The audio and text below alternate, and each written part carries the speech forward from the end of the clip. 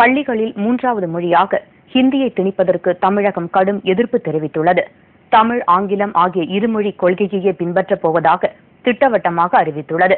மத்திய கல்வி வாரியத்தின் ஆலோசனை மாநாடு டெல்லியில் நடைபெற்றது. மத்திய மனிதவள மேம்பாட்டுத்துறை அமைச்சர் திரு கபில் சிபல் தலைமையில் நடைபெற்ற இந்த மாநாட்டில் தமிழகத்தின் சார்பில் பள்ளி கல்வித்துறை அமைச்சர் திரு தங்கம் தென்னரசு கலந்து கொண்டார். இதில் தலைமை உரையாற்றிய மத்திய அமைச்சர் திரு கபில் சிபல் 11வது ஐந்தாண்டு திட்ட காலத்தில் கல்வித்துறையில் அதிக முதலீடுகளை செய்ய மத்திய அரசு உறுதி பூண்டுள்ளதாக குறிப்பிட்டார். பள்ளி கல்வியை பாதியிலேயே நிறுத்தும் மாணவர்களை தடுக்க மாநில அரசுகள் அதிக அக்கறை காட்டுமாறு வேண்டுகோள் விடுத்தார். பல்கலைக்கழக துணைவேந்தர்கள் நியமனத்தில் அரசியல் தலையீட்டை தவிர்க்க கல்வியாளர்கள், நிபுணர்கள் கொண்ட தேர்வுக்குழுவை அமைத்து அவர்களை தேர்வு செய்ய வேண்டும் என்று திரு கபில் சிபல் கேட்டுக் கொண்டுள்ளார். கல்விக்கு மாநில அரசுகள் 2/3 பங்கு நிதியை ஒதுக்கினால்தான் நாம் எதிர்பார்த்த இலக்கை எட்ட முடியும் என்று அமைச்சர் கூறினார். And that every child has a choice to do what he or she wants. So we need more investment into the education sector. Huge investment by the central government, huge investment by the state government, 2/3 by the state government, 1/3 by the central government. It's only then, when the states increase the investment level to 2/3, that we will be able to achieve the figure of 6% of GDP. மாநாட்டில் பேசிய அமைச்சர் திரு தங்கம் தென்னரசு தமிழகத்தில் தமிழ், ஆங்கிலம் ஆகிய இருமொழி கொள்கையையே அரசு பின்பற்றும் என்று குறிப்பிட்டார். மும்மொழி கொள்கையை பல்வேறு மாநில அரசுகள் ஏற்றுக்கொள்ளவில்லை என்பதை சுட்டிக்காட்டிய அவர் 3வது மொழியாக ஹிந்தியை திணிப்பதால் மாணவர்களுக்கு அதிக சுமை ஏற்படும் என்றார். தமிழகத்திலே நம்முடைய தலைவர் கலைஞருடைய தலைமையில் அமைந்திருக்கக்கூடிய திராவிட முன்னேற்ற கழகத்தினுடைய ஆட்சியினுடைய கொள்கையாக இருக்கக்கூடிய தமிழ் மற்றும் ஆங்கிலம் ஆகிய 2 மொழிகள் தான் நம்மை பொறுத்தமட்டிலே தமிழகத்திலே அனைத்து பள்ளிகளிலும் பாடமொழியாக, பேச்சு மொழியாக இருந்து கொண்டிருக்கிறது. எனவே மொழிக் கொள்கையிலே இந்த 2 மொழிகளை மாத்திரம்தான் நாங்கள் ஏற்றுக்கொள்வதாக நாங்கள் சொல்லியிருக்கிறோம்.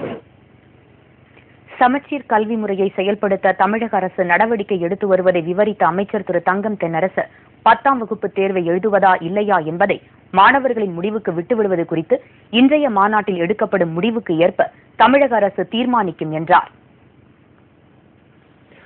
பிஜேபியில் இருந்தபோது கிடைத்த நாடாளுமன்ற நிலைக்குழு தலைவர் பதவியை ராஜினாமா செய்ய வேண்டும் என்று திரு ஜஸ்வந்த் சிங்கை கட்சி தலைமை வற்புறுத்தியிருக்கிறது.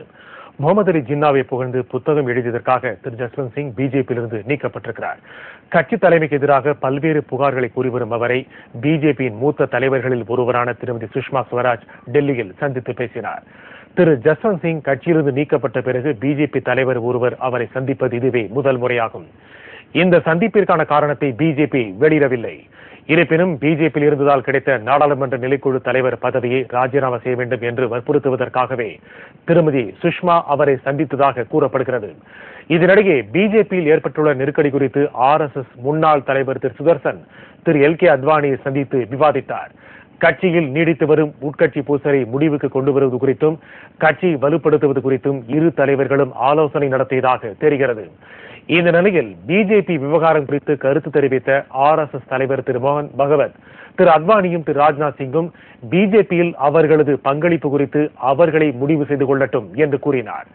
இதனிடையே டெல்லியில் முகாமிட்டுள்ள ராஜஸ்தான் முன்னாள் முதல்வர் திருமதி வசுந்தரா ராஜே தனது பதவி விலகல் விவகாரம் தொடர்பாக மூத்த தலைவர் திரு வெங்கையா நாயுடுவை இன்று சந்திக்கவிருந்தார். ஆனால் அவரை தாம் சந்திப்பதற்கு பதிலாக தமது மகனை அனுப்பி வைத்தார் திருமதி வசுந்தரா ராஜே. இதற்கு காரணம் என்ன என்பது தெரிவிக்கப்படவில்லை. இதுபோன்ற குழப்பங்கள் தொடர்ந்து பிஜேபி நிலவி வருவது கட்சியினரிடையே அதிருப்தியை ஏற்படுத்தியிருக்கிறது. ஆஸ்திரேலியாவில் பயிலும் இந்திய மாணவர்கள் சுய மதிப்புடன் வாழ்வதை உறுதிப்படுத்த தேவையான நடவடிக்கைகள் எடுக்கப்படும் என்று அந்நாட்டு துணை பிரதமர் ஜூலியா கில்லார்ட் உறுதியளித்துள்ளார். இந்தியாவிலிருந்து கல்வி பயிலச் சென்றுள்ள இந்திய மாணவர்கள் மீது ஆஸ்திரேலியாவில் தொடர்ந்து தாக்குதல்கள் நடைபெற்று வருகின்றன. இது இந்திய மாணவர்களிடையே பீதியை ஏற்படுத்தியுள்ளது. இந்நிலையில் இந்திய மாணவர்கள் ஆஸ்திரேலியாவுக்கு வருவதை ஊக்குவிப்பதற்காக அந்நாட்டு துணை பிரதமர் ஜூலியா கில்லார்ட் இந்தியாவுக்கு 5 நாள் அரசுமுறை பயணம் மேற்கொண்டுள்ளார். இதற்கு முன்னோட்டமாக மத்திய மனிதவள மேம்பாட்டுத்துறை அமைச்சர் திரு கபில் சிபலை டெல்லியில் இன்று அவர் சந்தித்து பேசினார். ஆஸ்திரேலியாவில் இனவெறி தாக்குதல் முற்றிலுமாக ஒடுக்கப்பட்டு விட்டதால் வரும் கல்வியாண்டில் இந்திய மாணவர்களுக்கு உரிய பாதுகாப்பு அளிக்கப்படும் என்று அவர் உறுதியளித்தார். இந்திய மாணவர்கள் சுய மரியாதையுடன் வாழ்வதை உறுதிப்படுத்த நடவடிக்கை எடுக்கப்படும் என்றும் ஜூலியா கில்லார்ட் கூறினார். Today we've also talked about the concerns that there have been for Indian students visiting our country and there for the purpose of education. I've advised Minister Sybil that our local police have cracked down. We have extra police on the streets. We have zero tolerance for violence in Australia, zero tolerance for violence against Indian students.